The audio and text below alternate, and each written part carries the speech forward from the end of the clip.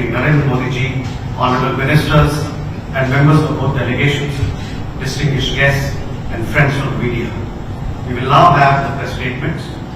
May I request Honorable Prime Minister Shri Narendra Modi ji to give his remarks to the media.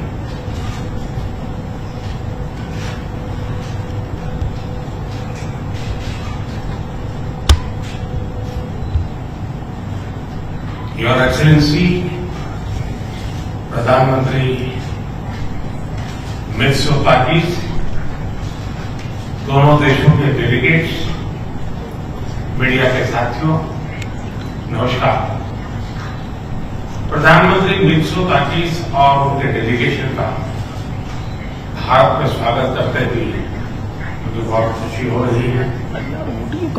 पिछले वर्ष मेरी Greece यात्रा के बाद उनकी भारत यात्रा दोनों देशों के बीच मजबूत होती स्ट्रैटेजिक पार्टनरशिप का संकेत है और 16 वर्षों के बाद, इतना बड़ा अंतराल के बाद ग्रीस के प्रधानमंत्री का भारत आना अपने आप में एक ऐतिहासिक अवसर है। फ्रेंड्स, हमारी आज की चर्चाएं बहुत ही सार्थक और उपयोगी रही।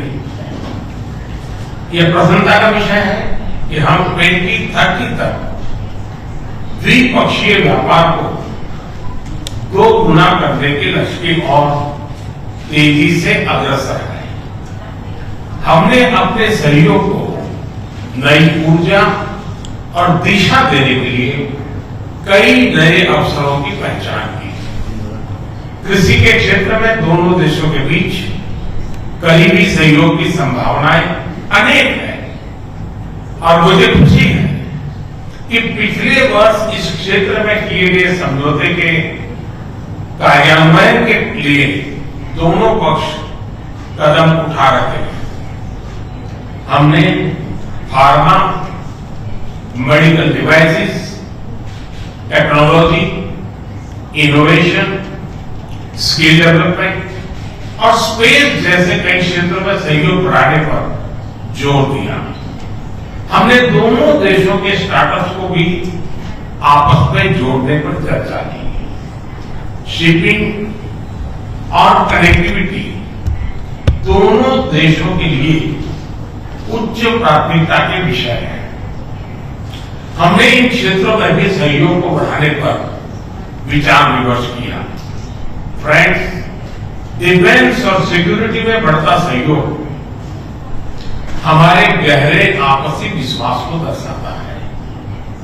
इस क्षेत्र में वर्किंग ग्रुप के गठन से हम defence, cyber security, counter terrorism, maritime security जैसी साझा चुनौतियों पर आपसी समन्वय बढ़ा सकेंगे। भारत में डिफेंस मैन्युफैक्चरिंग में को प्रोडक्शन और को डेवलपमेंट के नए अवसर बन रहे हैं जो दोनों देशों के लिए लाभदायक हो सकते हैं। हमने दोनों देशों के रक्षा उद्योगों को आपस में जोड़ने पर सहमति जताई है।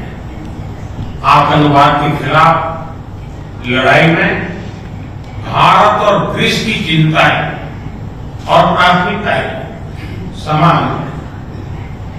हमने इस क्षेत्र में अपने सहयोग को और अधिक मजबूत करने पर विस्तार पूर्वक चर्चा की।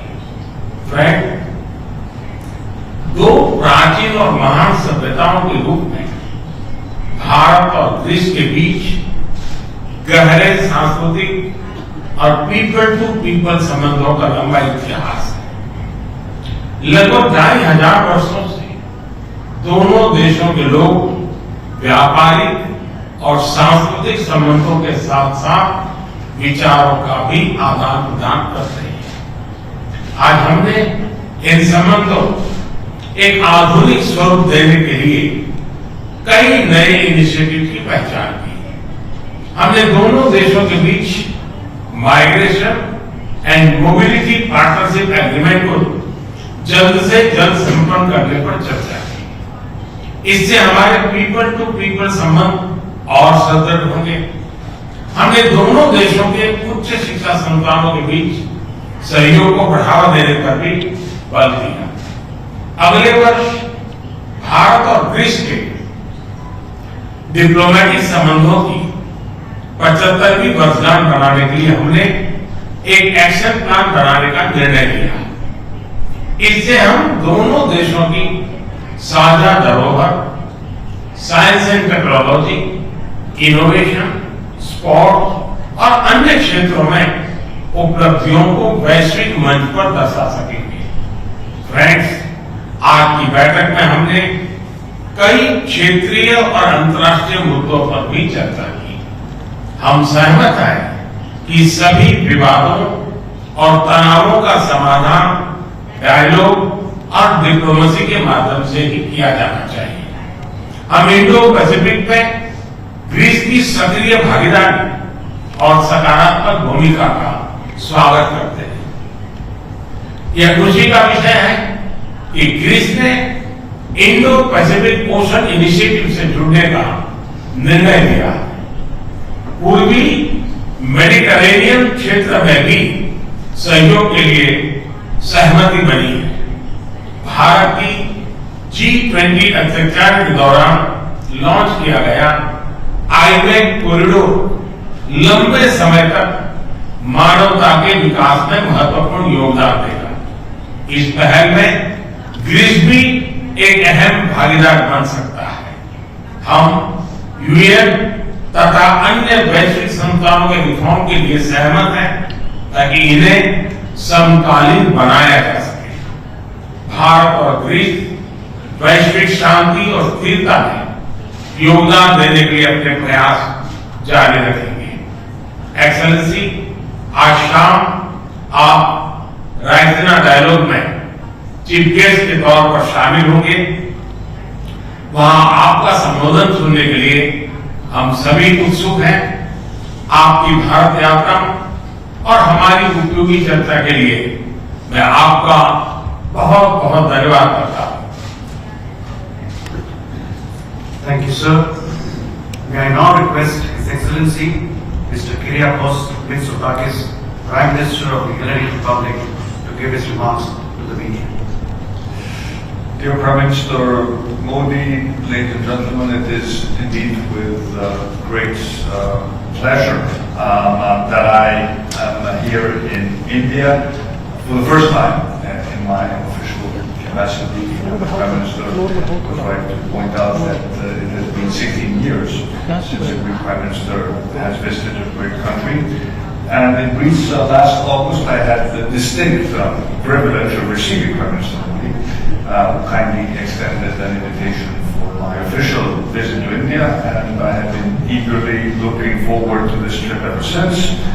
And together with Prime Minister Modi, we continue building on the positive momentum in our bilateral relationship. The joint declaration that we signed in Athens a few months ago, and which upgraded our relationship to a strategic level, is already being put into practice. And as the Prime Minister said, we are making significant progress towards deepening the strategic cooperation in all spheres, in security and defense, investment and trade, science and technology, cyberspace, education, culture, tourism, agriculture.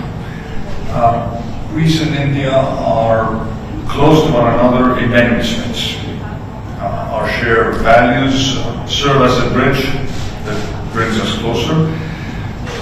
Both share, I would say, a certain ethos or dharma, as you call it. We both share, as the Prime Minister said, a strong commitment to international law, and especially the United Nations Convention on the Law of the Seas. We're both loyal to the principle of the UN Charter, diplomacy, and stability. And crucially, the world's oldest democracy, the world's largest democracy, share the mutual political will to cooperate each other, to establish partnerships and to explore and create new synergies. And in Prime Minister Modi, I have found a visionary, a principled leader, and dare I say, a true friend. And the importance that we attach to our relations with India is evident not only in the increase of our bilateral contacts over the past year, but also in the partnerships we have developed. Last year, we signed a memorandum of understanding in crucial areas such as agriculture and defense. And this year we are working, and I'm sure we will finalize very quickly, a very important agreement on migration and mobility. It will constitute a very important step towards strengthening our cooperation in issues such as legal migration, fighting human trafficking, but also offering young Indians an opportunity to come and work in Greece and benefit from the growth of our economy. And the prospects for strengthening our connection, thanks to the India-Middle East Europe corridor, called the IMEC project, which was launched by India during its G20 presidency, are even brighter. Greece, we just have to look at the map to realize this, is India's gateway to Europe. And through IMEC, we see our participation as a very important aspect of this strategic partnership.